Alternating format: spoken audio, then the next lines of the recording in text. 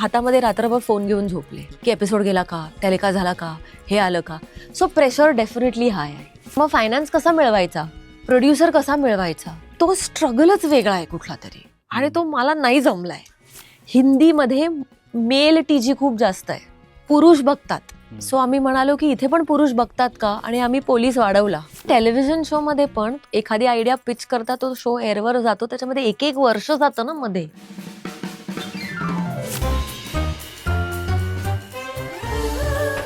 या पॉडकास्टचे प्रायोजक आहेत महाराष्ट्राच्या सोनेरी क्षणांचे सोबती वामनहरी पेठे ज्वेलर्स. नमस्कार. वामनहरी पेठे ज्वेलर्स प्रस्तुत कॅचअपच्या नवीन भागात आपल्या सगळ्यांचं मनापासून स्वागत. वामनहरी पेठे ज्वेलर्स अर्थात ज्यांची टॅगलाईन आहे सोनेरी क्षणांचे सोबती. जसे आपल्या शो मध्ये सोनेरी क्षण शेअर करण्यासाठी काही सोबती येत असतात, जसे आज आलेले आहेत मनवा नाईक. मनवा, स्वागत नमस्कार, आहे कॅचअप मध्ये. Thank you very much. मनवा अभिनेत्री आहेच, पण ती गेल्या 10 वर्षापासून टीव्ही सिरियल निर्माती सुद्धा आहे, आणि त्याचबरोबर ती उद्योजिका सुद्धा आहे. म्हणजे नेमकं काय ते आता आपण मुलाखतीत विचारूया. उद्योजिका म्हणजे खूप उद्योग सुरू असतात या अर्थाने नाही, ते मी आधीपासूनच करते त्यामुळे. पण तुला काय म्हणून ओळख करून द्यायला आवडतं? अभिनेत्री मनवा नाईक का निर्माती मनवा नाईक? आता निर्माती मनवा नाईक. ऍक्च्युली ह्याच्यासाठी एक कारण पण असं आहे ना की अभिनेत्रीचा परसेप्शनचा स्कोप खूप कमी आहे. हा, दॅट ऍक्टर बरोबर. असं एक परसेप्शन आहे ऍक्टर्स बद्दलचं, पण प्रोड्युसर बद्दल जास्ती मान आहे. त्यामुळे अर्थात म्हणजे काम पण जास्ती करावं लागतं, जबाबदारी पण जास्ती असते, पण त्यामुळे आता निर्माती. आणि काम जास्त करायला लागतं. म्हणजे तू केलंयस गेल्या 10 वर्षामध्ये. मला वाटतं 8-10 सिरियल्स वेगवेगळ्या चॅनल्सवरती, त्या पण आणि मराठी चॅनल्सवर तू प्रोड्यूस केलेली आहेस. आणि येणाऱ्या काळात आता ती काय काय आणखीन प्रोड्यूस करणार आहे, तर ते आपल्याला जाणून घ्यायचंय. पण असं ऐकलंय की खूप प्रेशर असतं निर्माता म्हणून, आणि टीव्ही सिरियलचा निर्माता म्हणून चॅनलकडून सतत सांगितलं जातं की ह्याच्यामध्ये बदल करा सिरियलमध्ये, किंवा TRP ज्याप्रमाणे बदलतात त्याप्रमाणे सुद्धा बदल सुचवले जातात. हे सगळं कसं तू टॅकल करतेस? का खरं असं प्रेशर नसतं? नाही नाही, प्रेशर असतं. हम्म. पण प्रेशर असतंच ना अमोल. म्हणजे आपण कुठलंही काम करायला घेतलं, म्हणजे मी अगदी मला इनफॅक्ट असं वाटतं की ऍक्टर म्हणून तेवढं प्रेशर मी घेतलं नाही जेवढं मी निर्माती म्हणून प्रेशर घेते. ह्याचा डिरेक्ट रिलेशनशिप कदाचित अम्बिशन बरोबर असेल, की मी अम्बिशियस आहे जास्ती प्रोड्युसर म्हणून, ऍक्टर म्हणून नव्हते. पण प्रेशर खूप असतं, ऍक्टर म्हणून असतं, निर्माता म्हणून असतं. आणि इनफॅक्ट टेलिव्हिजनमध्ये एकच स्कोप असतो तुम्हाला इम्प्रूव्हमेंटचा, ओके. जो सिनेमामध्ये नसतो. तुम्हाला सगळं प्रेपच्या लेवलवर परफेक्ट करावं लागतं. टेलिव्हिजनला पण करावं लागतं, पण टेलिव्हिजन आपण एखादी सिरियल सुरू केल्यानंतर आपल्याला लक्षात येतं. आधी कसं होतं, म्हणजे आता माझी इनफॅक्ट ऍक्टर म्हणून जर्नी पण सिरियलनेच सुरू झाली. मी आभाळमायामध्ये पहिल्यांदा काम केलं, आणि त्याच्या आधी लहान असताना मी झी टीव्हीवरती वारवार परिवार नावाच्या सिरियलमध्ये पण काम केलं होतं ॲज अ चाइल्ड ऍक्टर. त्यामुळे मी नंतर नाटक किंवा सिनेमा जरी केला असला तरी टेलिव्हिजन मी अगदी सुरुवातीपासून केलेला आहे. आणि आपण असं म्हणूही शकतो की मराठीमध्ये बरेचसे स्टार्स असे आहेत ज्यांनी टेलिव्हिजन केलेलं आहे. बरोबर. फार कमी स्टार्स आहेत ज्यांनी अजिबातच नाही केलंय. बरोबर. त्यामुळे टेलिव्हिजन हे फक्त बदलत आलंय. आधी तो बऱ्यापैकी ऑर्गॅनिक होतं, आता ते जास्त रिसर्च बेस्ड झालेलं आहे. त्यामुळे त्याचा अभ्यास करून त्याच्याकडे थोडंसं बघावं लागतं, ज्याचं प्रेशर थोडंसं ऑर्गॅनिकच्या पलीकडे. त्यामुळे अभ्यास आहे, आणि अभ्यासामुळे प्रेशर आहे. आणि मग असं होतंच ना की तुम्हाला वाटतं की नाही आपल्या चॅनलचा रुरल ऑडियन्स जास्ती आहे, किंवा हिंदीमध्ये तो म्हणतात की अरे मध्य प्रदेशमध्ये जास्ती व्ह्यूइंग आहे. आता मी एक हिंदी सिरियल केली, इत्ती सी खुशी, ज्याचे मी क्रिएटिव्ह प्रोड्युसर होते. तर ती मुंबईमध्ये बेस्ड होती, पण आम्हाला असं लक्षात आलं की दिल्लीमध्ये ऑडियन्स खूप जास्त आहे या शोचा. एक्सपेक्टेड काय होतं, महाराष्ट्र आणि Gujarat will give you numbers. पण मग मी त्यांना म्हटलं की असं आहे का की ऍस्पिरेशनल मुंबई ही दिल्लीतल्या लोकांना बघायला आवडते, म्हणून तिथला ऑडियन्स वाढला. सो हा अनालिसिसचा भाग आहे, आणि हा अनालिसिस आता टेलिव्हिजनला आल्यामुळे ते बदल जे तुम्हाला सारखे सांगितले जातात असं आपण म्हणतो, ते बॅकलेस नाहीयेत, ते थॉटलेस नाहीयेत, ते रिसर्च मधनं येत आहेत. बरोबर. सो आय थिंक हे सगळं चांगल्या स्पिरिटमध्ये घेतलं पाहिजे. It is a learning. आणि प्रेशर तो है यार, कुठे पण आहे. म्हणजे आता मला सिनेमात पण रोल करायचा असेल तर लास्ट फ्रायडेला काय झालं ह्याचा प्रेशर माझ्यावर आहेच. मार्केटिंग काय होणार आहे ह्याचा प्रेशर माझ्यावर आहे. पण म्हणून ते अनसर्टन सुद्धा आहे. So Uncertain त्याचंही तर एक आहेच. भान ठेवायचंय. आपली इंडस्ट्री ओव्हरऑलच हाय रिस्क हाय रिटर्न्स वरती काम करते असं मला वाटतं. बरोबर. आणि आपण सगळेच म्हणजे इन्क्लुडिंग यू ज्यांनी ठरवलंय की या क्षेत्रात यायचं, त्यांनी त्या नशेसाठी, त्या चस्क्यासाठीच तर आपण इथे आलो. करेक्ट. आपल्याला ते 9 to 5 बसून करू शकलो नाही, कारण आपल्याला त्याची आवडच नव्हती. त्यामुळे तीच तर मजा आहे असं मला बरोबर, वाटतं. बरोबर. पण आता हे जे आहेत निर्माती म्हणून तुझी भूमिका नेमकी कशा प्रकारची असते? असा पण काळ होता की ज्यामध्ये तुझ्या 2 सीरियल एकाच वेळेला सुरू होत्या 2 वेगवेगळ्या चॅनल्सवरती. सो ते सगळं ती धावपळ तू कशी केलीस नेमकी? आपल्याकडे ना सिनेमा आणि नाटकामध्ये दिग्दर्शक हा कॅप्टन समजला जातो. हं, हं. पण तू जर टेलिव्हिजन शो पाहिलास तर तिथे शो रनर असा एक कॉन्सेप्ट आहे, ओके. जो आपण OTT वरती ज्याला क्रिएटर म्हणतो. हं. तर ह्या माणसाला आणि माझी पोझिशन त्यामुळे प्रोड्युसर आणि शो रनर दोन्हीची होते. अच्छा. त्यामुळे क्रिएटिव्ह आणि फायनान्स हे दोन्ही बघावं लागतं. बरोबर. त्यामुळे खूप धावपळ होते. माझ्या इनफॅक्ट हे लोक म्हणजे बरेच माझे कलिग्स मला म्हणतात की तुला सगळं करायचं असतं. पण आय थिंक ती आवड पण आहे कुठेतरी आणि ते केल्याशिवाय ते बसत नाही. सो क्रिएटिव्ह मॅनेजमेंट हं. हा एक अतिशय महत्वाची फॅकल्टी आहे या सगळ्यामध्ये असं मला वाटतं. ओके. की तुम्हाला क्रिएटिव्हली सगळं करायचं आहे, पण तुम्हाला ते मॅनेज करणं पण गरजेचं आहे, कारण तुमच्याकडे टाइम स्पेसिफिक आहे, रोजचा एपिसोड आहे, बरोबर. एपिसोडची बजेट्स ठरलेली आहेत, लॉंग टर्म लॉंग फॉर्मॅट असल्यामुळे लोकांच्या जास्ती काळाच्या कमिटमेंट्स आहेत. हं. त्यामुळे तुमची आजारपणं वगैरे वगैरे वगैरे सगळं त्याच्यात कव्हर करायचंय, जे Correct. सिनेमाच्या बाबतीत किंवा नाटकाच्या बाबतीत होत नाही. हं. तर जबाबदारी खूप जास्त होते बरोबर. आणि मग होते खूप तारांबळ. आणि a good team is the first step to success. हं. तर सगळं मी करणार असं म्हणू नये. तुमच्याबरोबर चांगली लोकं असावीत. तुम्हाला जर चांगला दिग्दर्शक, चांगला लेखक, हं, हं, हं. चांगली प्रोडक्शनची माणसं मिळाली तर डेफिनेटली ही जर्नी ईज आउट होते.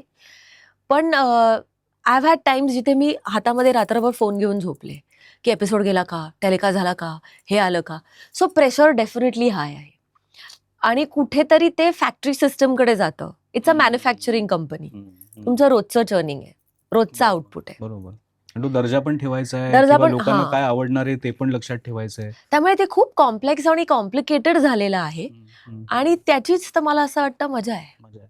तू मगाशी डेटाबद्दल खूप इंटरेस्टिंग माहिती सांगितलीस. पण आता 10 वर्ष आपण म्हणतोय 10 वर्ष झाली. या 10 वर्षात खूप बदललं. तंत्रज्ञानापासून ते OTT आलं आणि माध्यमं बदलली. तुला काय जाणवलं, की प्रेक्षक किती बदललाय? मराठी प्रेक्षक आपण जर टीव्ही चॅनल पुरता चा विचार केला. मिक्स्ड आहे. एका बाजूला अतिशय कन्व्हेन्शनल ब्रेड आणि बटर असं टर्मिनॉलॉजी आम्ही वापरतो अनेकदा, बरोबर, बरोबर. की ते करावं लागतं. हं. जे सगळ्यांना, सर्वसाधारण लोकांना मिरर आयुष्याचं वाटतं. मग त्याच्यामध्ये सासू-सून आले, जॉइंट फॅमिलीज आल्या, मोठी घरं आली. ही एक regular typical content giving prototype घेऊन केलेले टीव्ही शोज, नाटकं, सिनेमे वर्क करतात okay.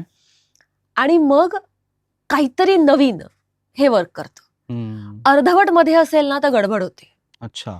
So in outer out thriller, हं. तू एका ड्रामामध्ये थोडंसं थ्रिलर पण टाकून बघ, ते जरा गडबडू शकतं. इंटरेस्टिंग. तर हं. एक वेगळं काहीतरी तुम्ही द्या हं, हं. आणि नाहीतर रेग्युलर द्या. ओके. ह्याच्यामध्ये वर्क करतं. रेग्युलर म्हणजे काय, तुम्हाला तुमचे रेग्युलर रेटिंग्ज येतात.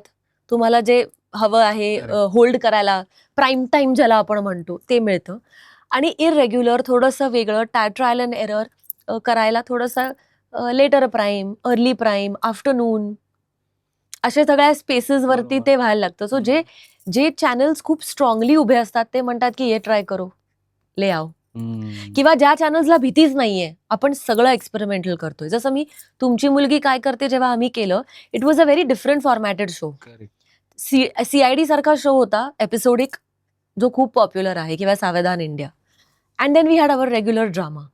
तर ह्याच्यामध्ये आम्ही एक केस 300 एपिसोड केली क्राईमची. हं, हं, हं. तर माझा आणि चिन्मयचा इंटरनल जोक पण होता की किती खून पाडले आपण. आणि चिन्मय मांडलेकर. चिन्मय हं, मांडलेकर हं. जो रायटर होता. हं. तर त्याचा फॉर्मॅटच वेगळा होता. वी स्टार्टेड विथ पण आता स्टिरिओटाईप म्हणायचं तर हिरोईन पाहिजे, ती सुस्वभावी पाहिजे, ती सगळ्यांना सांभाळणारी पाहिजे, तिच्यामध्ये काहीतरी स्पार्क पाहिजे, तिला ऍस्पिरेशन पाहिजे, सगळीकडे पाहिजे. तिला फॅमिली पाहिजे, तिला सासूसेन पाहिजे, डिस्पॅरिटी हवी, गरीब श्रीमंत कॅटेगरी, लव्ह स्टोरी पाहिजे, सगळं गिव्हन आहे. आणि मग आम्ही एक तुमची मुलगी काय करते केलं. त्याच्यामध्ये एक आई मुलीला शोधायला निघाली होती एका उद्धट पोलिसाच्या मदतीने, ओव्हर कॉन्फिडंट पोलिसाच्या मदतीने. वेगळ्याच नोटवरती सुरू बरोबर. केलं, पण आम्ही त्याच्यामध्ये एक मुलगी वापरली, आम्ही त्याच्यामध्ये एक आई वापरली, आम्ही त्याच्यामध्ये सासूसून वापरले. सो आम्ही सगळे प्रोटोटाईप त्याच्यामध्ये वापरले आणि एक नवीन गोष्ट प्रेझेंट करायचा प्रयत्न केला. आणि ते करताना आम्हाला लक्षात आलं की इंटरेस्टिंगली जे सोनीबद्दल ओव्हरऑल पण म्हटलं जातं की सोनी सबचा पण तारक मेहता वगैरे हिंदीमध्ये मेल टीजी खूप जास्त आहे. ओके. पुरुष बघतात. सो आम्ही म्हणालो की इथे पण पुरुष बघतात का, आणि आम्ही पोलीस वाढवला आणि तो वर्क झाला. आम्ही 700 एपिसोड केले शोचे. सो टेलिव्हिजनवरती मेल प्रोटॅगनिस्ट खूप रेअर आहे. तुम्हाला हिरोईन लागतेच. आमच्याकडे आम्ही म्हणायचो विजय भोसले ही आमची हिरोईन आहे, त्याला रडवा, त्याला त्रास द्या. सो प्रोटोटाईप्स पण इकडे वापरून तो शो केला. So it was a different learning. त्यामुळे पण चॅनलच्या माणसांनी तुम्हाला हा करलो तर मजा आहे. आता मी आई बाबा रिटायर होत आहेत, हा अख्खा शो 60+ एज ग्रुपचा होता. अगेन त्याच्यामध्ये आम्ही सगळे प्रोटोटाईप वापरले, सासू सून, त्रास देणारे, nine, neighbours, blah blah blah, पण प्रोटॅगनिस्टची एज ग्रुपच वेगळा. सो वेगवेगळं करत राहावं लागतं आणि करताही येतं.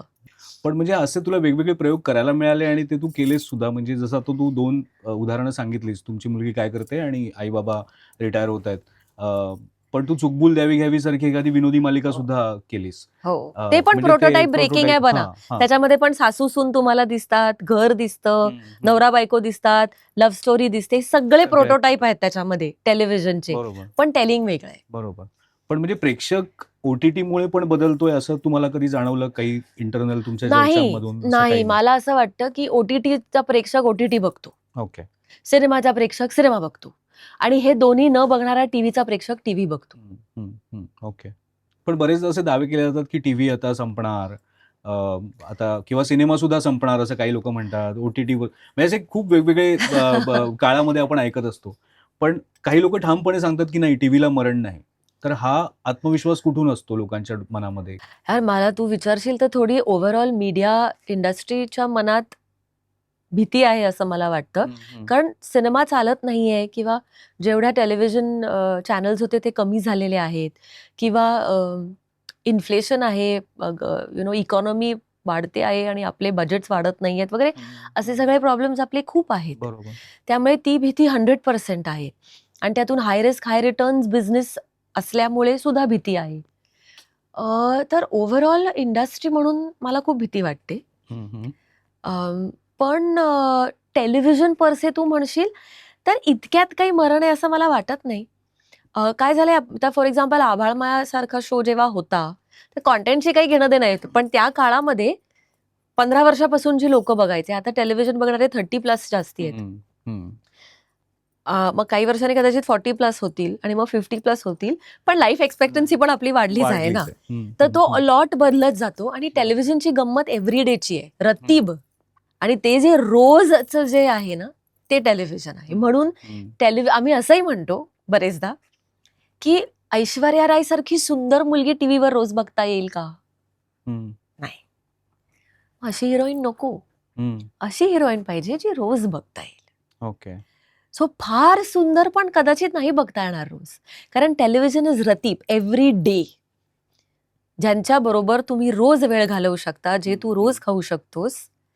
मी रोज कॉफी पिऊ शकते, वो रोज इज टीव्ही. तो नाही मरण एवढ्या लवकर असं मला वाटतं. तू सुंदर म्हणालीस, त्याच्यावरनं मला सुंदरा मनामध्ये भरली तुझी सिरियल आठवली. त्यात पण एक ब्रेकच केलेला होता तुम्ही. नाही, पण त्याच्यात प्रोटोटाईप सगळे आहेत बना ते त्याच्यामध्ये. तर आहेत. हो. पण जो प्रत्येक कॅरेक्टरला काहीतरी विचार नाही दिला तर त्याचा USP नाही मिळत. तो काहीतरी आपल्याला द्यावाच लागतो. बॉस माझी लाडाची मध्ये आम्ही बॉस मुलगी आणि तिच्या एम्प्लॉईच्या ती प्रेमात पडते असं केलं होतं. परत होते ते सासू सून वगैरे सगळेच. तो प्रत्येकाला काहीतरी वेगळा जर थॉट मिळाला तर करायला पण मजा येते. आणि तो एक एलिमेंट बदलल्यामुळे त्या गोष्टीचं टेलिंग बदलतं. बरोबर बरोबर. ही रायटर्सचा ग्रेटनेस आहे. आणि मी मधुगंधा कुलकर्णी, चिन्मय मांडलेकर वगैरे सारख्या फॅन्टॅस्टिक रायटर्स बरोबर काम केलंय, म्हणजे जे त्यांच्या क्षेत्रात पण अप्रतिम आहे. Correct correct correct. सो ते बदलत राहतं. आणि सुंदरा वॉज ऑल्सो लाईक दॅट. सुंदरमनामध्ये भलेचे आम्ही 981 एपिसोड्स केले. द शो रिअली डिड वेल आणि लोकांना अतिशय आयडेंटिफाय करता आलं त्या कॅरेक्टर बरोबर. तर मग ते झाला तो पण एक वेगळ्या पद्धतीचा एक्सपिरियन्स होता. आणि माझी ती ऍक्च्युली मेजर मोठी सिरियल होती, त्यामुळे त्या सिरियलमध्ये मी खूप शिकले, कारण आम्ही ती अख्खी कोविडमध्ये केली. हो. त्यामुळे ऐन कोविडमध्ये बायो बबलमध्ये जाऊन सुरू केलेली सिरियल ती होती माझ्यासाठी. अजून आणि 19 एपिसोड झाले असते तर त्याचे 1000 आता एपिसोड मला झाले असते. हे मला वाटतं ना, की अरे तिसऱ्याच सिरियलला तू 1000 एपिसोड केले, असं कोणी म्हणू नये. म्हणून माझ्यासाठी तो 1000चा टार्गेट कायम ठेवण्यासाठी 981ला तो शो आम्ही संपवला. पण मग तुमचं प्लॅनिंग कमी पडलं का चॅनलने थांबायला सांगितलं? काय झालं होतं नाही, नेमकं? चॅनलने थांबायला सांगितलं. हे बघ, कधीच असं होत नाही की तुम्हाला तुमचं कुठलंही काम बंद करायचं असतं. बरोबर आहे. आणि आपण ते एवढ्या प्रेमाने उभं केलेलं असतं. आय थिंक सर्वात त्रासदायक दिवस तो असतो जेव्हा तुम्ही तो उभा केलेला सेट तुम्हाला खाली काढायचा असतो. त्याला इतकं दुःख होतं अमोल. आणि 981 एपिसोड 900. नंतर तर आणि म्हणजे इट्स अ फॅमिली ना at the end of the day. म्हणजे माझं इनफॅक्ट असं म्हणणं आहे की एक बाई प्रोडक्शन हाऊस खूप चांगलं चालवू शकते, कारण ते घर चालवण्यासारखंच आहे.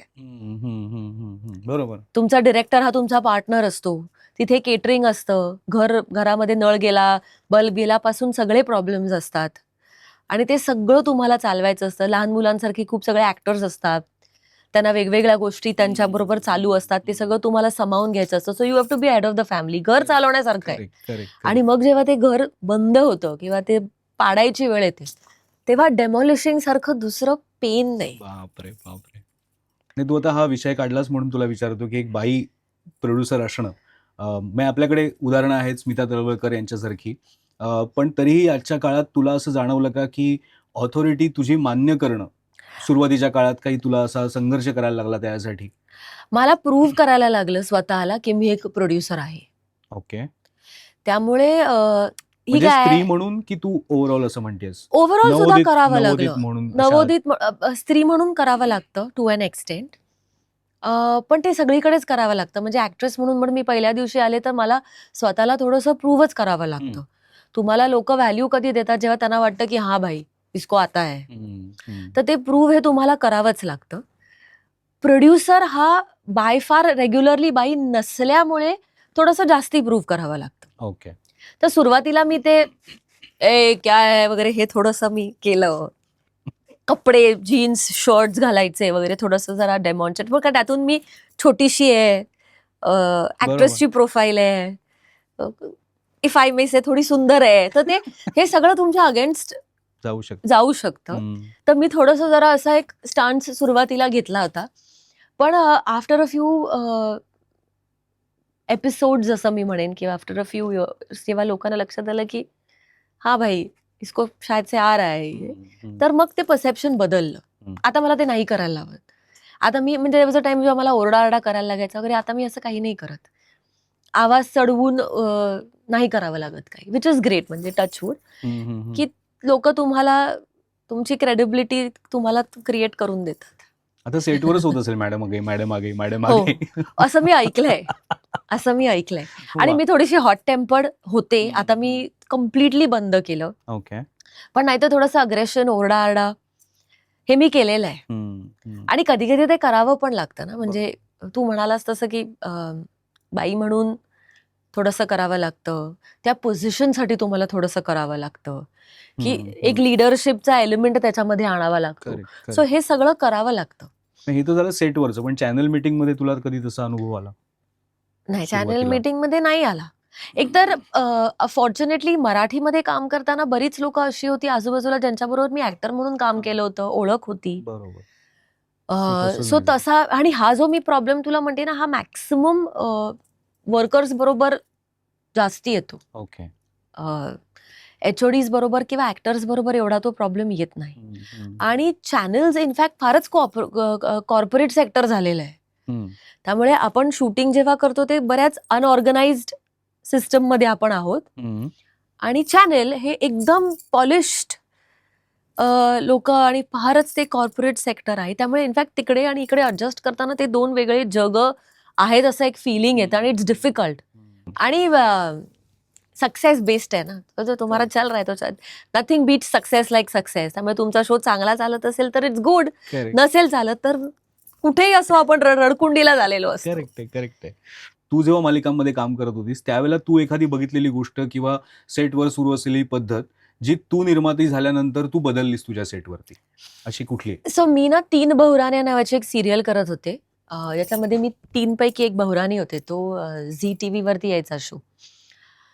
आणि त्या सिरियलसाठी मी सकाळी 7 ते रात्री 2 शूटिंग केलंय.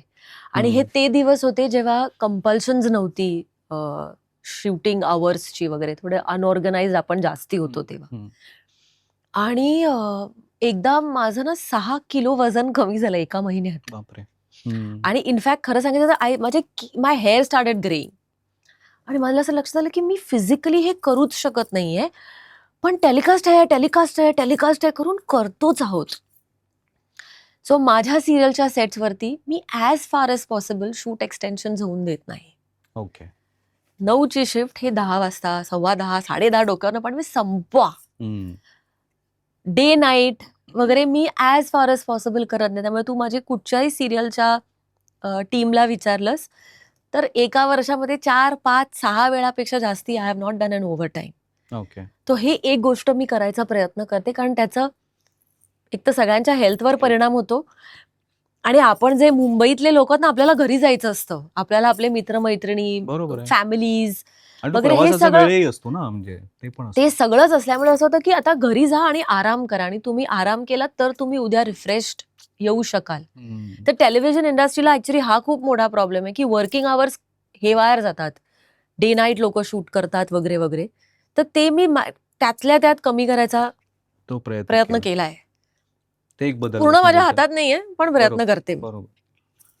तू आता ह्यांचं कलाकारांबद्दल सांगितलंस तर हल्ली सोशल मीडियावरती खूप तक्रारी असतात की आम्हाला मानधन मिळालं नाही, आणि प्रत्येकाची वेगळी केस असते. आपण त्याच्या डिटेलमध्ये नको जाऊया, पण असं वरचेवर ऐकायला मिळतं. आणि त्याच्यासाठी एक कारण नेहमी सांगितलं जातं की चॅनलकडनं येणारं पेमेंटच 90 दिवसांनी येणार आहे निर्मात्याकडे. सो ती एक आपल्याकडे वर्षानुवर्ष चालत आलेली पद्धत आहे. तुला स्वतःला काय वाटतं की ही पद्धत बदलायला पाहिजे? त्याबद्दल काही बोलणं मी तुला झालंय का? आताच म्हटलं की चॅनल हे कॉर्पोरेट बरोबर आहे, आहे, बरोबर ते आहे. एकदम सिस्टमॅटिक काम करतात. हम्म. एखादी केस असेल जेव्हा नसेल, नाही, पण नाही, मी नाहीतर म्हणतोय ते की व्यवस्थित 90 आहेत. दिवस नंतर पेमेंट जे आहे आपल्याकडे. पण मॅक्सिमम ऍक्टर्स बरोबरची डील्स पण 90 डेजचेच असतात, त्यामुळे ते अफेक्ट व्हायला नाही पाहिजे. ऍक्च्युली ह्याच्यामध्ये ना खूप प्रॉब्लेम्स आहेत. तू जो प्रश्न मला विचारलायस त्याच्यामध्ये एक आहे प्रोड्युसरची नियत, बरोबर, देना है की नाही देना है. त्याच्यानंतर आहे त्याचे प्रॅक्टिकल प्रॉब्लेम्स, की मी जो प्लॅन केला होता त्याप्रमाणे ते झालं का. अनफॉर्च्युनेट इन्सिडेन्सेस ज्याच्यामुळे ठरलेल्या गोष्टी त्याप्रमाणे झाल्या नाहीत. बरोबर. चौथं आहे lack of financial knowledge. GST TDS भरले नाही भरले, इथला जीएसटी तिथे गेला, तिथला इथे आला आहे. त्यामुळे त्या एका गोष्टीवरनं आपण नाही सांगू शकत बरोबर की असं का झालं. मल्टिपल प्रॉब्लेम्स आहेत. आता आपल्याकडे असे पण वर्षानुवर्ष काम करणारे प्रोड्युसर्स आहेत जे चोख तारखेला पैसे देतात, त्याच्यासाठी जाणले जातात. You know. सो असे पण आहेत. मग त्यांना काय 90 दिवसाचा क्रायटेरिया नसतो का? असतो ना. माझं असं म्हणणं आहे की जेवढं स्क्रिप्ट महत्वाचं तेवढी एक्सेल शीट महत्वाची. ती जर एक्सेल शीट तुमची बसली नाही ना पहिल्या दिवशी, तर ती कधीच बसत नाही. आणि मग तो लॉस तुम्ही बेअर कसा करायचा असा तुमच्यासमोर प्रश्न निर्माण होतो. आणि हे माझ्याबरोबर झालेलं नाही असं नाहीये, माझ्या पण एक्सेल शीट्स चुकल्या आहेत. पण हे लर्निंग आहे की हे मला राकेश सारंगने, मी जेव्हा प्रोड्युसर झाले तेव्हा फोन करून एक गोष्ट सांगितली होती. तो मला म्हणाला की हे बघ मनवा, 100 रुपयामधले आपले मॅक्सिमम 10च रुपये असतात, तेवढेच आपण घ्यायचे, उरलेले 90 द्यायचे. आणि ही लाईन माझ्या डोक्यामध्ये फिट आहे की तुम्हाला 10% बाय फार 10% मार्जिनवरती अख्खं जग काम करतं. So 10% is what we are saying. पण जे तुमचे आहेत ते तेवढे तुमचेच आहेत. त्याला 90 दिवसांनी त्याच्यामध्ये उरलेले पैसे इथे वापरून असं नाही करायचं. गोंधळ नका करू सगळा. बरोबर बरोबर.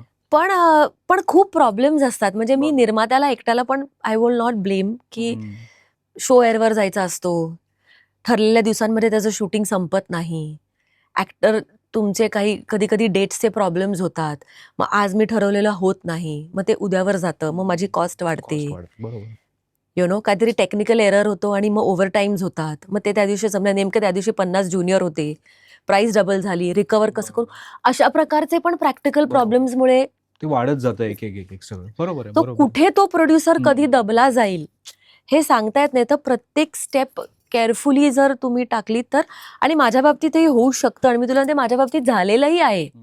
काही लॉस होत नाही असं नाही आहे, लॉस होतो, पण त्याच्यामधनं परत कसं मार्गी बरोबर. लागायचं हे जरा ते थोडंसं जरा- महत्वाचं आहे. पण हे जे मॅनेजमेंट तुझं आहे सगळं, मग ते जो मगाशी प्रोडक्शन बद्दल सांगितलंस किंवा प्रोड्युसर म्हणून सांगितलंस, आता हे सगळं एक्सेल आणि या सगळ्या गोष्टी सांगतेस, तर हे सगळी कुठेतरी सुरुवात तुझ्या आईपासून झाली आहे. कारण तिच्याकडे तू वाटेवरती काचाग सारख्या नाटकांसाठी बॅकस्टेज पण करायचीस, त्याचं प्लॅनिंग पण तुम्ही सगळे घरी बसून करत असाल, कुठे करायचा आहे शो, कधी करायचा आहे, त्याचं बुकिंग, सगळ्या गोष्टी तिथे सुरुवात झाली सो का तुझी ते? ऍक्च्युली जी ऑन फ्लोअर किंवा जी क्रिएटिव्ह लर्निंग आहे ते मम्माकडनं आहे, पण एक्सेल शीट वगैरे मी वडिलांकडनं शिकले. हा, बरोबर. कारण आमचा प्रिंटिंग प्रेस होता हम्म. आणि देअर अ बिझनेस, त्यामुळे युनियन, प्लॅनिंग, बरोबर. सॅलरीज, हम्म. एम्प्लॉईज, हे सगळे जे कॉन्सेप्ट आहेत ते सगळे मी त्याच्याकडनं शिकले, ओके. मम्माकडनं अर्थात. कारण लहानपणापासून तू म्हणतो तसं बाळकडू आम्ही नाटकाच्या रिहर्सल बघत बघतच मोठे झालो. कळायच्या आधीच मी चिल्ड्रन्स प्ले मध्ये काम केलं होतं. म्हणजे मी 6 महिन्याचे होते तेव्हा पहिल्यांदा स्टेजवर गेले होते. तर बाप अपॅरेंटली मम्मा मला शिवाजी मंदिरच्या विंगेत घेऊन उभी होती आणि विजय चव्हाण होते स्टेजवर, कुठलं तरी नाटक होतं, आणि केम इन टू द विंग, ही कोण आहे, घेतलं आणि स्टेजवर नेलं. हे मी पहिल्यांदा स्टेजवर गेले होते. त्यामुळे तेव्हापासून ते आहे, त्यामुळे स्टेज वगैरेची भीती नाहीये. आणि चिल्ड्रन्स थिएटर वगैरे केल्यामुळे अरे आज हा नाही आला लाईट लाव, आज तो नाही आला म्युझिक ऑपरेट कर वगैरे, असं सगळं करून इतक्या गोष्टी केलेल्या आहेत की नकळत ते आलं. पण तू जर बिझनेस पार्ट ऑफ इट जर म्हणशील, व्हॅल्यूज म्हणशील, बिझनेसमनचे व्हॅल्यूज, तर त्या बऱ्यापैकी मी माझ्या वडिलांकडनं शिकले. आणि मग त्याच्यामध्ये मध्ये मध्ये माझ्यातले no I don't believe in socialism, I want to believe in capitalism वगैरे असे जे आपले जे हेवेदावे असतात, त्याच्यामधनं मी काय काय गोष्टी म्हणते, करतेही. पण बेस ऍक्च्युली थोडासा माझे वडील सोशलिस्ट असल्यामुळे थोडासा तिथून येतो. जेवढे पाय जमिनीवर ठेवता येतील तेवढा मी प्रयत्न करते. चुका होतात, नाही असं नाही, बरोबर. पण रेक्टिफिकेशनचा प्रयत्न आहे. तू असं म्हणालीस मागे एकदा की तू चुकून अभिनेत्री झालीस, आणि आता तू सांगितलंस किस्सा, तर त्याच्यावरनं हे अगदी म्हणजे सिद्धच होतंय की डायरेक्ट तुला स्टेजवरच नेलं विजय चव्हाणांनी 6 महिन्याची असताना.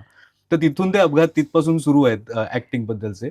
पण म्हणून तू डिरेक्शन तुला करायचं होतं, तू न्यूयॉर्कला गेलीस आणि तू न्यूयॉर्कवरून डिरेक्शन शिकून परत आलीस. तू आधी एक शॉर्ट फिल्म बनवलीस दोपहरी नावाची, त्यानंतर पोरबाजार नावाचा सिनेमा झाला.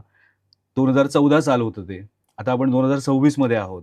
तर तू टीव्ही प्रोड्युसर झाल्यामुळे डिरेक्शन मागे पडलंय का अजून काही का वेगळं कारण आहे? ऍक्च्युली डिरेक्टर म्हणून थोडीशी मला भीती वाटते. ओके. की भीती ह्याची वाटते की त्याचं ना म्हणजे प्रेशर सगळीकडे आहे, पण फिजिकल एनर्जी जी एका डिरेक्टरला लागते ना ती खूप जास्त आहे, आणि त्याची मला थोडीशी भीती वाटते. त्यामुळे इतके म्हणजे मी 12 वर्षात सिनेमा करायला घेतला नाही. मला आता यावर्षी सिनेमा करायची इच्छा आहे. माझं स्क्रिप्टवर थोडंसं काम पण चालू आहे. तर तेव्हा ना मी स्ट्रेंथ ती जी हवी होती ना ती मिळवली आहे कुठेतरी असं मला वाटतं. मी तुला म्हटलं तसं की टीम चांगली पाहिजे, असिस्टंट चांगले पाहिजेत, तुमचे एक्झिक्युटिव्ह चांगले पाहिजेत, रायटर्स चांगले पाहिजेत. तर हे मी गेल्या काही वर्षात शिकले की डिरेक्ट करण्यासाठी हे सगळं तुमचं जो युनिट आहे ना, पॅराफेर्नेलिया आहे ना, तो चांगला पाहिजे, मजबूत पाहिजे. आणि तो इतक्या वर्षात माझ्याकडे स्ट्रॉंगली नव्हता. आता तो कुठेतरी माझ्याकडे स्ट्रॉंगली आहे असं मला वाटतं, आणि मग मला करायला लागेल. कारण मी माझ्या डिरेक्टरला खूप हे बॅकिंग देते की त्याला हवं ते तो करू शकतो, कारण बाकी सगळं मी परफेक्ट उभं केलंय. ते जर नसेल ना तर ते नाही होत. तसं तुझ्या पाठीमागे असायला पाहिजे Yes. जेव्हा तू डिरेक्टर असशील. येस. आणि ते मला अजून इतके वर्षात इनफॅक्ट मिळालं नव्हतं. आता कुठेतरी ते मिळतंय असं मला वाटतंय आणि म्हणून मी ते आता करण्याचं धाडस पुन्हा एकदा करेन यावर्षी. ह्या वर्षी पुढच्या वर्षी. बट म्हणजे इट्स ऑन माय कार्ड्स की आपण हे करायला पाहिजे. पण म्हणजे ते ऍक्च्युली ते भीती कडून ते आलेलं आहे की तुमचं लक्ष जर क्रिएटिव्ह सोडून इतर गोष्टींमध्ये गेलं ना तर मग ते नाही. म्हणजे जे लोक दोन्ही करतात त्यांना हॅट्स ऑफ आहे. It's tough. Correct. It's really tough. आणि दुसरी गोष्ट म्हणजे सिनेमा करताना मला असं वाटतं की मला तो सिनेमा करायला आवडेल जिथे मला काहीतरी सांगायचंय. म्हणजे तू दोपहरी आणि पोरबाजार दोन्ही जर सिनेमे पाहिलेस तर दोन्हीमध्ये माझं काहीतरी एक म्हणणं होतं, मत होतं आणि ते मला मांडायचं होतं. बरोबर. तर असा विषय जो मला मांडायचा आणि every idea doesn't convert into a script. You know असा आज मला असं वाटलं पण त्याचं काहीच नाही झालं उद्या. अशामध्ये पण खूप वेळ गेला बरोबर. समजून घेण्यात. आणि फायनली मला असं वाटलं की ही आयडिया आहे, ह्याचं हे होऊ शकतं. तर आता कदाचित ते मी करू शकेन जर मला परफेक्ट आणि करेक्ट बॅकिंग मिळालं तर. आणि ही भीती घेऊन की मराठी सिनेमा आत्ता त्याच्या बेस्ट फेजमध्ये नाहीये तर ती पण भीती बाळगून त्याचे फायनान्सेस बसवून. आणि आणखीन एक गोष्ट मला खूप भीतीची वाटते जे मी तुला परत परत म्हटलं ना की टेलिव्हिजन इंडस्ट्रीमध्ये कॉर्पोरेट सेक्टर आलाय. मराठी फिल्ममध्ये 100% नाही आलाय. तर मग फायनान्स कसा मिळवायचा, प्रोड्युसर कसा मिळवायचा, तो स्ट्रगलच वेगळा आहे कुठला तरी. आणि तो मला नाही जमलाय. पण स्टुडिओज आहेत आपल्याकडे की जसं आता पण 2-3च आहेत ना. म्हणजे आपल्याकडे एवढे फॅन्टॅस्टिक डिरेक्टर्स आहेत. तेवढे कदाचित एस्टॅब्लिश प्रोड्युसर्सची नावच आपल्याला माहिती नाहीयेत. म्हणजे संजू दादा डिरेक्टर प्रोड्युसर, रवी जाधव डिरेक्टर प्रोड्युसर, बरोबर. सोलो डिरेक्टर महेश दादा डिरेक्टर प्रोड्युसर. पण एक बाबा डिरेक्टर सातत्याने फक्त डिरेक्ट करतोय आणि प्रोड्युसर सातत्याने पण कोण आहेत हे प्रोड्युसर तर ते तेवढे आपल्याला माहितीच नाहीयेत कारण तेवढं ऑर्गनाइज्डच नाहीये. आणि मग फायनान्स मिळवायचा सिनेमा बनवायला ह्याचं मला खूप टेन्शन येतं. हे तर तुला माहिती आहे. म्हणजे एकदम मी मुफट आहे, मी बोलून हे नाही होणार आहे वगैरे असं मी म्हणूच शकते. तर ते माझं ग्रॅमर बसलं नाही इतक्या वर्षात. मला फायनान्सर नकोय बेसिकली, नुसता फायनान्सर नकोय. आणि त्या नुसत्या फायनान्सरला स्वतःचं प्रोडक्ट करेक्ट विकण्याची माझ्यात कपॅसिटी नाहीये. करेक्ट. बरोबर आहे. यु नो नाही ते त्याचं प्रॉडक्ट असेल ते त्याने चांगल्या पद्धतीने त्याला विकता आलं पाहिजे बेसिकली. कारण तू डिरेक्टर म्हणून जर त्या मार्केटिंग आणि त्या सगळ्या ह्याच्यातच करेक्ट तुझी सगळी मेहनत गेली तर मग ते कठीण. ते ना ते माझं जमलं नाही. बरोबर. आणि मी ते अजूनही शोधते आणि ज्या दिवशी ते सापडेल त्या दिवशी मी ते करेन. पण मी तुला म्हटलं तसं की मी माझ्या डिरेक्टरला म्हणते तू लढ बेटा मैं संभाल लूंगी. हे मला कोणीतरी करायला मिळालं ना तर मला करता येईल. I would want to. बघा ती न्यूयॉर्कहून शिकून आली आहे डिरेक्शन. तर त्यामुळे ह्या बघणाऱ्यांपैकी जर असे कोणी प्रोड्युसर असतील की जे तिला भक्कम पाठिंबा देऊ शकतात तर त्यांनी विचार करावा. पण त्या डिरेक्टर म्हणून मी जे न्यूयॉर्कमध्ये शिकून आले ना त्याचा प्रोड्युसर मला म्हणून खूप मदत झाली. कारण ऐसा कुछ नहीं है जो मेरे को नहीं आता है. बरोबर. तो डिरेक्टर येऊन तुझ्याकडे काहीतरी विचित्र मागण्या नाही करू शकत. हा सीन करणार नाही. ठीक आहे मी करते. बरोबर. अरे हा सीन लिहिलेला नाही, बरं ठीक आहे आपण करेक्ट करून देऊ. हे एडिट बरोबर नाही वाटत आहे, ओके काय आहे बघूया. म्हणजे असं नाही की मला सगळं येतं पण एक अख्खा ओव्हरव्ह्यू असल्यामुळे कुठल्याही डिपार्टमेंटमध्ये कॅमेरामॅन लाइटिंग सगळं ना I know the basic of it. मला त्याच्यामुळे माझी स्ट्रॉंगर पोझिशन होते असं मला वाटतं. सो मला ऑलवेज मदत झाली आहे. Very good. तू एक अनाउन्समेंट पण मध्ये केली होतीस कांड नावाच्या एका सिरीजची प्लॅनेट मराठीवर. म्हणजे ती तू लिहिली होतीस आणि तू प्रोड्यूस करणार होतीस. बरोबर. भीमराव मुळे त्याचं डिरेक्टर असणार होता. करेक्ट. त्याचं काय झालं? ऍक्च्युली प्लॅनेट मराठीने काही शोज त्याच्यानंतर केले नाही त्यामुळे ते थांबलं. ते पण एक रेडी आहे तुझ्याकडे? ते रेडी आहे. It's a very nice OTT kind of a series आणि ते 10 एपिसोड इनफॅक्ट रेडी आहेत. पण प्लॅनेट मराठीने त्याच्यानंतर सँक्शन केलेले शोज पण केले नाहीत म्हणजे ते झाले नाहीत तेव्हा. तर त्याच्या म्हणजे सिस्टममुळे किंवा जे काही प्रत्येक चॅनलचं त्यांच्या गणितामुळे जे थांबलं तो प्रोजेक्ट त्याच्यामुळे घडला नाही. पण मी असं म्हणते यु नो की आपण एखादा शो किंवा एखादी फिल्म किंवा एखादं नाटक केलं हे असं कधी म्हणावं लागल्यानंतर. पिक्चर थिएटरला लागू दे मग आपण म्हणूया. सिरियल एअरवर येऊ दे, यु नो नाटकाचा एक तरी प्रयोग होऊ दे. कारण ते कुठल्या स्टेजला थांबेल ह्याची गॅरंटीच नाहीये आपल्याला. म्हणजे हे तू पण एक्सपिरियन्स केलं असेल इव्हन टेलिव्हिजन शो मध्ये पण तुम्ही एखादी आयडिया पिच करता, तो शो एअरवर जातो, त्याच्यामध्ये एक वर्ष जातं ना मध्ये. बापरे, अच्छा. तो त्या 1 वर्षात मी अजिबात सांगत नाही, तू मला आता विचार कुठली सिरियल, मी नाही तुला सांगणार, ते येऊ दे बाबा. करेक्ट. पण आता चॅनल कडनं जर विचार केला तर विषयांची काय हल्ली आता म्हणजे एक असं दिसलंय गेल्या 10 वर्षामध्ये ग्रामीण बाजाच्या कथा ज्या आहेत किंवा तशा प्रकारचे तिथून आलेले नायक नायिका ह्यांच्या गोष्टी, हे एक वेगळं वातावरण आपल्याला मराठीत बघायला मिळालं, चॅनलवरती बघायला मिळालं. तसे बदल तुला ठळकपणे जाणवलेले कुठले होते विषयांमधले? माझ्यापेक्षा ना ह्या इंडस्ट्रीमध्ये खूप सिनियर लोक आहेत, तर त्यांना त्यांच्या परमिशनने मी हे म्हणते, कारण मी काही सर्वात सिनियर किंवा मला सगळंच कळलंय असं नाहीये, तो उसके लिए मुझे माफ करो. पण मला जेवढं कळलंय तेवढं असं आहे की त्या GRP मध्ये जसं रुरलचं कॅल्क्युलेशन वाढलं तसे रुरल कॉन्टेंट वाढलं. बरोबर. ही एक गोष्ट होती. म्हणजे आधी मॅक्सिमम टेलिव्हिजन मुंबई पुण्यात बघायचे तर ते झी मराठीचं फ्लेवर जे आपण म्हणतो ते होतं, आभाळमाया, अवंतिका असं. त्याच्यानंतर जसं रुरल ऑडियन्स यायला लागला तसं रुरल कॉन्टेंट वाढायला लागलं. मग ते ऍडव्हर्टायझिंग वरनं पण झालं ना की ट्रॅक्टर आहे स्पॉन्सर, तर ते रुरल कडे गेलं. आता आपल्याला काय ट्रॅक्टर मुंबईत उपयोग, मग ते त्या सिरियल्सना त्याचं ब्रँडिंग मिळालं वगैरे वगैरे वगैरे. याच्यामुळे ते एक मोठ्या प्रमाणात झालं. त्याच्यानंतर इलेक्ट्रिसिटी, टायमिंग, लोक झोपतात 10 वाजता, मग रुरल सिरियल 7-7:30. अच्छा.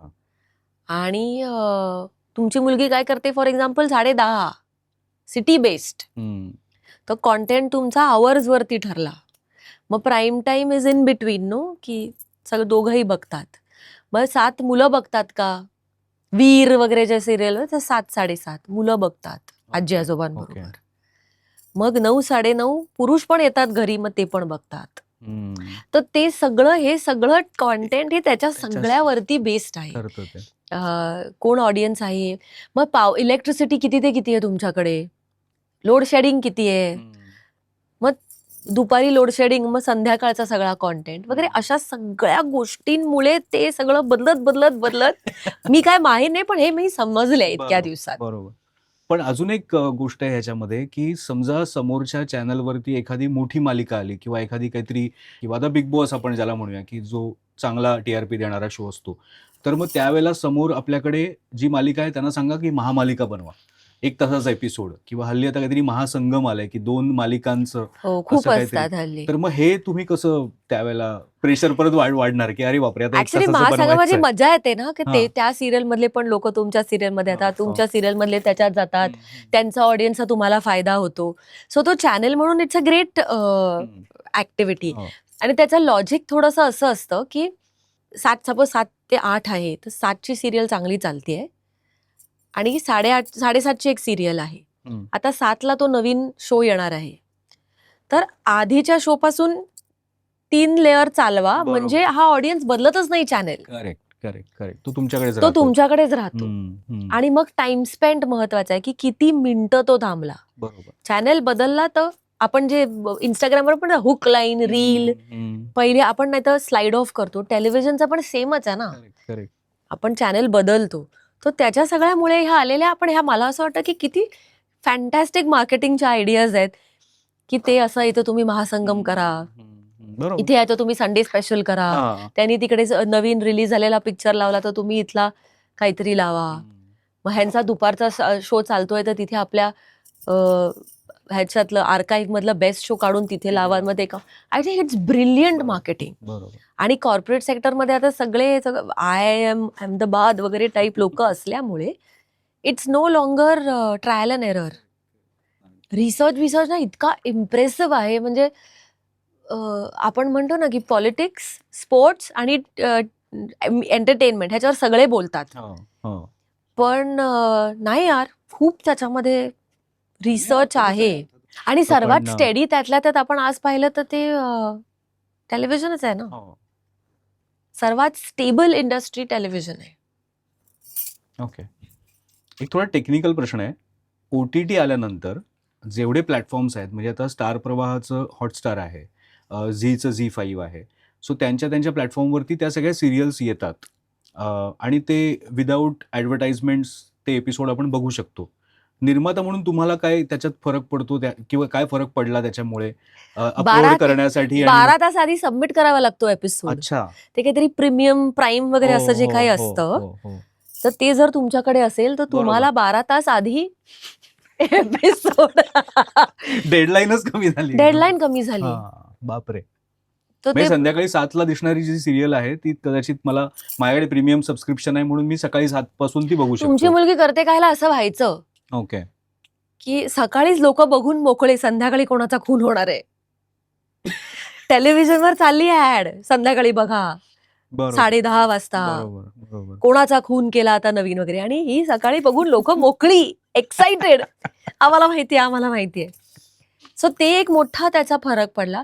दुसरं म्हणजे OTT मुळे तुम्हाला एक्झॅक्ट अल्गोरिदम कळायला लागला ना. बरोबर. टेलिव्हिजनला इट इज काय म्हणूया, तो सॅम्पल सर्वे असल्यासारखा आहे ते. सॅम्पल वरती आहे, त्यामुळे तुम्हाला 100% अंदाज नाही. कळणार नाही. OTTला तुम्हाला परफेक्ट माहितीये, त्यामुळे गेम चेंज झाला की ही सिरियल टीव्हीवर चालते खूप चांगली, पण ही सिरियल OTTवर खूप चांगली चालली आहे.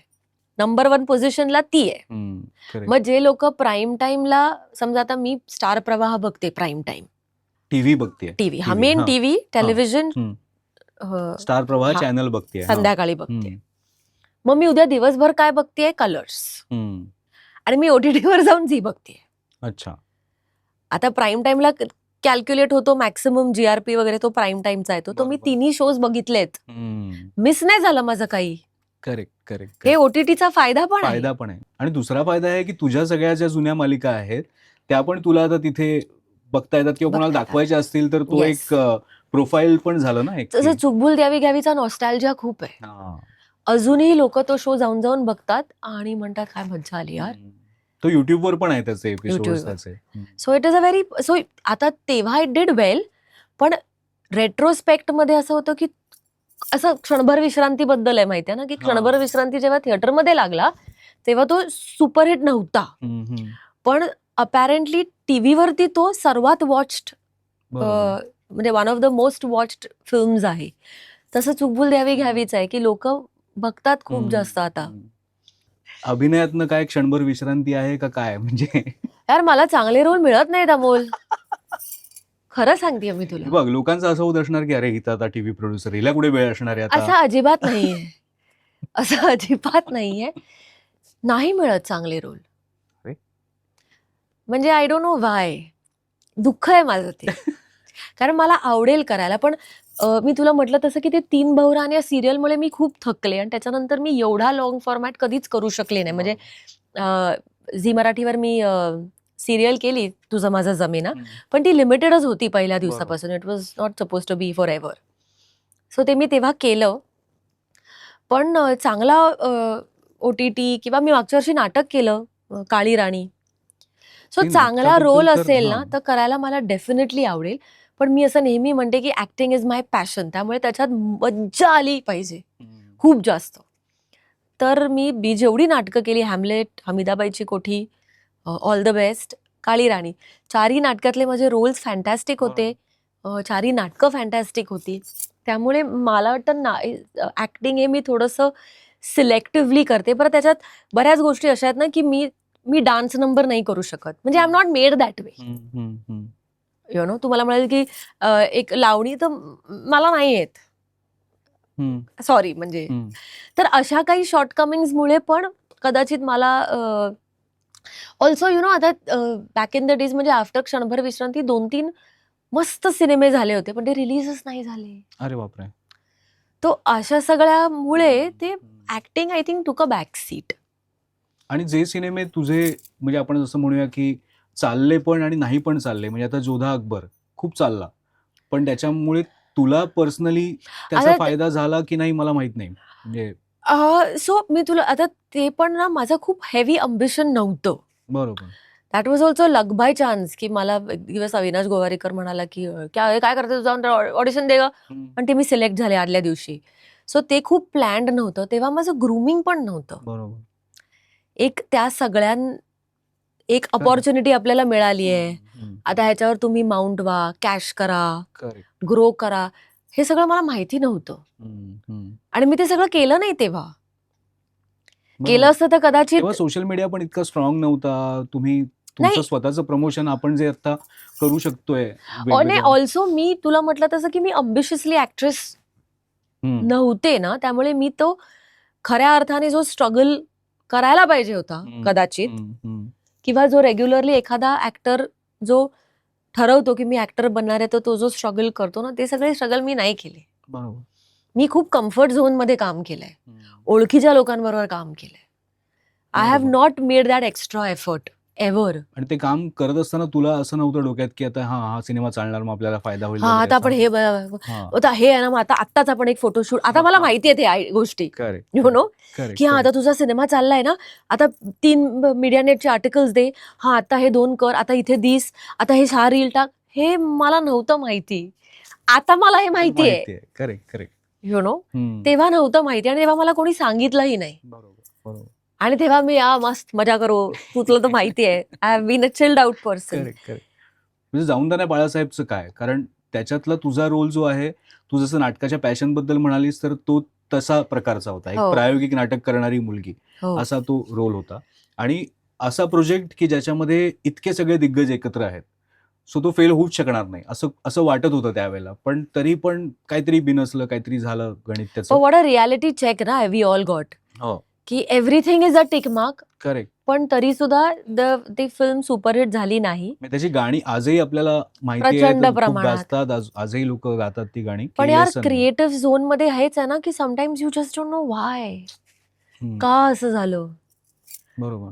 I don't know, very unlucky, unfortunate. बरं, अजय अतुल, गिरीश कुलकर्णी, उमेश कुलकर्णी, झी, सई तामणकर सई, होती, भाऊ, भाऊ कदम रीमा सुजाणा, मावशी, रीमा लागू होती, मोहन जोशी. म्हणजे it was a star studied fantastic project. बरं, करायला पण खूप मजा आली होती. बरं, त्याच्या गोष्टीमध्ये पण खूप वेगळी मजा होती. काय हुआ यार. आणि सैराटमुळे एक आपल्याला तोच एक मोमेंटम मिळाला होता त्या वर्षात, बरोबर, की बरोबर. त्यानंतर आलेली फिल्म होती ती, त्यामुळे आता नेक्स्ट सुपरहिट फिल्म इज जाऊन द्या ना बाळासाहेब, असं त्यावेळेला वाटत होतं. पण नाही ना, दुर्दैवाने तसं नाही होऊ शकलं. नाही झालं. आणि I feel really sad about it. कारण त्याच्यानंतर मी बराच काळ, actually that was I think the last film. त्याच्यानंतर मी, गरुड झेप नाही. ते तर आत्ता, हा, तो तर मी आत्ता केला. पण त्याच्यानंतर मी बऱ्यापैकी I turn in towards production हा, ते तर बऱ्यापैकी आहेच. त्या बरोबर, काळात. बरोबर. So it's very sad, I feel bad. पण काय करणार म्हणजे. मग तुझ्या सिरियल मध्ये स्वतःच तू गेस्ट अपीअरन्स म्हणून नाही, नाही, ते डॉक्टर कोण, काय नाव तिचं? निलांजना. निलांजना. हा, ते मी प्युअरली पिअर प्रेशरमुळे केलेल्या गोष्टी आहेत. कमी तिथे आम्ही. हा, मी तिथे आम्ही की सोहा कुलकर्णी चॅनल मध्ये हा रोल तू करायला पाहिजे, चिन्मय हा कर तू वगैरे, अशा इमोशन मध्ये भीम मुडे डिरेक्टर म्हणाला नाही करा करा करा वगैरे, असं करून मी हँडल लागल्यामुळे, तुम्ही तर करायलाच पाहिजे. हँडल बसल्यामुळे केलेलं काम. आणि मग कधी कधी असं वाटतं की आपण करावं, काम केलं पाहिजे, आपण दिसलं पाहिजे, आपण लोकांपर्यंत पोहोचत राहायला पाहिजे. तर ते जे बरोबर. कधी कधी उफाळतं, तेव्हा काहीतरी मी करते, त्याच्यातलं ते होतं. बर, पण ते मी गेस्ट अपीअरन्स म्हणून केलं, पण ते पण केलं 3-4 महिने. कारण ते वर्क झालं, तो एंट्रीचा एपिसोड स्पाइक झाला. मग चॅनल मधले लोक म्हणाले नाही नाही, हे कॅरेक्टर बढाव. ते सगळं सगळं केलं, झालं. ते सगळं मी केलं. पण ते स्वतःच प्रोडक्शन असल्यामुळे मी 12 वाजता शूटिंगला जायचंय वगैरे, हे सगळं अडजस्ट बर, होऊ बर. शकलं. पण तर ऍक्टिंग ते- मला आवडतं हम्म. आणि ऍक्टिंग मला करायचंय. आणि चांगले रोल पाहिजेत. तुझ्या कॅचअपच्या निमित्ताने हे मी सगळ्यांना सांगू इच्छिते की चांगला रोल असेल तर मला खरंच करायचं. खरंच अप्रोच करा तिला. किती बिझी असली तरी ती चांगल्या रोलसाठी वेळ काढू शकते. Yes. नक्कीच. तुझं अजून एक पॅशन आहे, आणि ते नुसतं आता पॅशन राहिलेलं नाहीये, तो आता एक बिझनेसही झालाय, एक जोडधंदा. हो. तर तो काय आहे नेमका? मी असं एक, तुला लक्षात असेल मी स्वतःसाठी काही स्टेटमेंट बनवले. त्याच्यातलं हे एक माझं स्टेटमेंट आहे की जर मी मीडिया मध्ये नसते आले तर मी रेंजर झाले असते. ते असतात ना जंगलात. तर माझा दुसरा अतिशय एरिया ऑफ लाइकिंग हे प्राणी आहे. ओके. म्हणजे मी वेट का नाही झाले असं मला अजूनही कधी कधी वाटतं. माझे खूप मित्रमैत्रिणी हे माझ्यामुळे इथं प्राण्यांकडे गेलेत किंवा ज्यांच्याकडे प्राणी आहेत ते माझे खूप जवळचे मित्र झालेत. ओके. मग ते सोहा असेल, मधुगंधा असेल, चिन्मय मांडलेकर असेल, असंख्य लोक आहेत जे माझे, ह्या मुग्धा गोडबोले आहे, आपल्या मित्रांमध्ये अदिती सारंगधर आहे, ममता आहे, हे सगळे प्राण्यांकडे फिरलेले लोक आहेत. हे माझं प्राणी प्रेम आहे. की लहानपणापासून अनफॉर्च्युनेटली लहान बाळ आणि कुत्र्याचं पिल्लू असे 2 असतील तर मी कुत्र्याच्या पिल्लाकडे जाते. ओके. माझं ते आवड आहे. आणि दुसरा आनंद नाही प्राण्यांसारखा, मजा नाही. खूप सगळं प्रेशर असताना सिम्प्लिसिटी, मेडिटेशन हे मला तिथे मिळतं स्ट्रेट अवे. म्हणून प्राणी प्राणी प्राणी प्राणी. आणि मग माझ्या आयुष्यात हे 2 क्यूट नेपोलियन आणि गॅब्रिएला 2 बीगल आले, जे कुठेतरी सोडले होते, रस्त्यावरती होते आणि मी उचलून घरी आणले वगैरे. आणि त्या निमित्ताने मला फार एक चांगले doctor, veterinary for our dogs मिळाले, डॉक्टर लेले. ओके. आणि सेटवरती अनेकदा कुत्रे होते. तर मग त्या कुत्र्यांना काय करायचं वगैरे असं करत करत माझा तो कुत्र्यांबद्दलचं जे माझ्या मनामध्ये एक सुप्त इमोशन होतं ते ब्रीड व्हायला लागलं. आणि मग ते रस्त्यावरच्या कुत्र्यांना पण मदत करा, मग खायला द्या, मग काय काय खायला मिळतं, मग हे का ते का, असं करत करत शेवटी मी पेट शॉप उघडलं. ओके. सो पेट शॉपचं नाव आहे मॅन्युएला पेट शॉप. तू म्हणालास काय पॅरलल वर्टिकल जोडधंदा, पण जोडधंदा हा ऐकायला खूप म्हणजे विचित्र वाटतो. एक्स्ट्रा इन्कम किंवा असं काहीतरी. पण it is not so much of an income okay. असं मला म्हणायचंय की त्याच्यामध्ये प्रॉफिट मार्जिन्स खूप कमी आहेत. ओके. पण मी ते करेक्ट ट्रीटमेंट, करेक्ट फूड प्राण्यांपर्यंत पोचावं ह्याच्यासाठी कुठेतरी सुरू केलंय. की काय खायला दिलं पाहिजे, काय प्रॉब्लेम असेल तर मदत करता येईल, किंवा अशी एक जागा जिथे कुठलाही पेट पेरेंट फोन करून विचारू शकतो की आम्हाला जरा ह्याची हेल्प हवी आहे, तुम्ही कराल का. तर हे सगळं मी त्याच्यात करते. म्हणजे आमच्या एरियातल्या कुत्र्याला वॅक्सिन द्यायचंय, कोणी डॉक्टर माहितीये का, हा नंबर घ्या. आमच्या कुत्र्याला लागलंय, जरा मला पटकन मदत करशील को, हो मी येते. अरे माझ्या कुत्र्याला मला जरा बाहेर जायचंय, मी अर्धा तास त्याला इथे सोडू का, हो सोड. ह्या सगळ्या गोष्टी मी त्या पेट शॉपच्या निमित्ताने करते. सो पेट शॉप हे ऍक्च्युली माझं बेसलाईन इन्फ्रास्ट्रक्चर आहे, जिथे आम्ही ऍक्सेसरीज, फूड वगैरे या सगळ्या गोष्टी विकतो पेट्सच्या, पण इथे आम्ही ह्या सगळ्या प्रकारच्या सर्व्हिसेस देतो. त्याचा काय नंबर आहे, कुठे कॉन्टॅक्ट करायचा वगैरे? सो मॅन्युएला पेट शॉप नावाचं शॉप आहे आणि 9820086100 हा त्याचा नंबर आहे. मी तुम्हाला दिलाय खाली. तो जे प्राणीप्रेमी आहेत त्यांनी संपर्क साधा. कलानगर मुंबईमध्ये. कलानगर म्हटलं की आपल्याला मातोश्री आठवतं, कलाकारांची घरं आठवतात, साहित्य सहवास आठवतं. तर तिथेच हे पेट शॉप आहे. आणि मी हे सगळं करते की सकाळी 6 वाजता फोन आला, ऐका ना आमच्या कुत्र्याचं जेवण संपलंय, शॉप 10 वाजता उघडतं, पण मी पाठवते. ह्या सगळ्या गोष्टी आम्ही तिथे करतो. मी असं ऐकलं की नेपाळचे पण काही ग्राहक तुला भेटले तिकडे. सो गंमत अशी आहे की नेपाळी लोकांमध्ये पहिली गोष्ट म्हणजे कुकुर त्योहार असतो. ओके. जिथे ते आपल्याकडे कसं गोमाता असते तसं तिकडे कुत्र्याची पूजा करतात. दिवाळीत असतो कुकुर त्योहार. तर नेपाळी मंडळी कुत्र्यांबरोबर खूप प्रेमाने वागतात प्रिडॉमिनंटली. तर माझ्या दुकानांमध्ये पण नेपाळी मंडळी आहेत आणि आमच्याकडे खूप star studded, let me tell you this, माझ्याकडे खूप स्टार स्टडेड क्लायंट्स आहेत. तर it starts with Neha Pendse माझ्याकडनं फूड घेऊन जाते, अर्चना नेवरेकर नेते, क्षिती जोग नेते, मुग्धा गोडबोले नेते. तर माझे खूप मित्रमैत्रिणी सुद्धा. आणि तर त्याच्यामध्ये एक दिवशी मनीषा कोयराला आल्या पेट शॉप मध्ये आणि मी वेडी झाले, पण आय थॉट बना म्हणजे कधी भेटल्या असत्या यार, पण पेट शॉप मध्ये शिकण त्यांच्याकडे. तो ना मला असं लक्षात आलं की तुमच्याकडे प्राणी असेल ना तर एक वेगळं कनेक्शन होतं. बरोबर. आणि तुम्ही एक पेट पेरेंट्स म्हणून एक तुम्ही तुमचं वेगळी कम्युनिटी वेगळी अशी निर्माण होते. आणि पाताल लोक मध्ये ते म्हणतात ना, if you love a dog you cannot be a bad person. तर ते मला वाटतं खूप खरं आहे. मांजर, कुत्रा, आणि तो मी माणसांना त्याच्यावर गेज करते, तुम्हाला प्राणी आवडतं का. नुसते तुला प्राणी आवडत नाही तर तुला भूतदयाही दाखवतेस प्राण्यांबद्दल. म्हणजे जसे तू सांगितलंस की ज्यांना गरज आहे किंवा जे गरजू आहेत प्राणी, रस्त्यावरचे आपण ज्यांना म्हणतो वगैरे, तर त्यांच्यासाठी पण तू काम करतेस. तर हे नुसतं शॉप नाहीये, तर ही एक चांगली सर्व्हिस आहे असं मी म्हणेन. खूप काय काय करतेस म्हणजे तू, आणि खूप काय काय करायचंय तुला, ते सगळ्यात महत्वाचं आहे. तर त्यामुळे परत मी सांगेन की हे प्रोड्युसर्स आणि कास्टिंग आणि जे करणारे सगळे लोक आहेत, तिला मनापासून काम करायची इच्छा आहे. नाही पण आपल्याकडे केवढे म्हणजे एवढा टॅलेंट पण आहे ना अवेलेबल. हो, हो. मार्केटमध्ये खूप टॅलेंट आहे बरोबर. आणि right place right time correct. असलेली माणसं पण अनेक आहेत. बरोबर. आणि एका बाजूला मराठी सिनेमा चालत नाहीये, you know. So I think impact आहे सगळा. सगळाच. आणि माझी मेहनत पण कदाचित कमी पडतीये. ठीक आहे, मॉडेस्ट पण आहेस तू तर.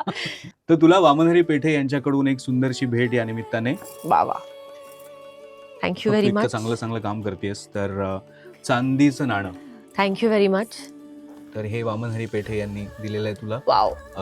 तुझ्या सगळ्या इच्छा पूर्ण होत. आणि ह्याच्यावर 2 हत्ती आहेत. वाव, मग तुझ्या लक्ष्मीच्या आधी हत्तीकडे लक्ष गेलं. हो. That's how I made. मी तुला मगाशी म्हटलं. हो रे. मग आता ह्या निमित्ताने तू सांग आता की दागिन्यांची आवड तुझी कशी आहे? ऍक्च्युली आज मी आले कानातले बिनातले घालून, पण अदरवाईज मी एवढी ड्रेस्ड अप नसते. पण मला दागिन्यांची खूप आवड आहे. ओके. आमच्याकडे मला सोन्याचे दागिने बघायला, घालायला, ठेवायला खूप आवडतं. पण तेवढे ओकेजन्स मिळत नाहीत. त्यामुळे ट्रेडिशनल पण म्हणजे मॉडर्न ज्वेलरी मला तेवढी आवडत नाही. ओके. पण ट्रेडिशनल ज्वेलरी मला प्रचंड आवडते. चपलाहार आणि काय ठुशी आणि वगैरे त्या पाटल्या. इनफॅक्ट मला ना माझ्याकडे मी खूप वेळा जीन्स आणि टी शर्ट घातला तरी माझ्या हातामध्ये एक पाटली असते जी माझ्या आईने मला दिली आहे. तर मी घड्याळ आणि पाटली असं घालते. तर मला असं वाटतं की ती जी एक ट्रेडिशनल ब्युटी जी आपल्याकडे असते ना ती आपण ठेवावी. आणि त्याच्यात मला ती पाटलीत नेहमी वाटते, मग मी घालते पाटल्या. तुझं ह्या वामनहरी पेठे ज्वेलर्स सारखंच आहे. म्हणजे 117 वर्षांची त्यांची परंपरा आहे. पण परंपरा आणि नवता यांचा संगम त्यांच्याबद्दल म्हटलं जातं. म्हणजे घड्याळ आणि पाटली एकत्र जेव्हा तू घालतेस तेव्हा मला ते डोक्यात आलं. पण थँक्यू व्हेरी मच. तुला काय वाटलं, कसं वाटलं, तुला अनुभव कसा वाटला? आणि इनफॅक्ट युट्यूब वर्ल्ड मध्ये तू माझा गुरु आहेस. मी अरे बापरे. तुझे कॅचअपचे एपिसोड हो, बघते हो. आणि तू मला अनेकदा ग्रेट क्वालिटी की काही विचार न करता असं करायला पाहिजेस तू, तसं करायला पाहिजेस तू, असं नेहमी सांगतोस. ह्याच्याबद्दल मी खूप थँकफुल आहे. आणि तुझ्या एवढ्या फॅन्टॅस्टिक 77 लोकांच्या लिस्टमध्ये मी आहे ह्याचाही मला आनंद आहे. Thank you for calling me. आणि it's a great catch up. Thank you very much. Thank you.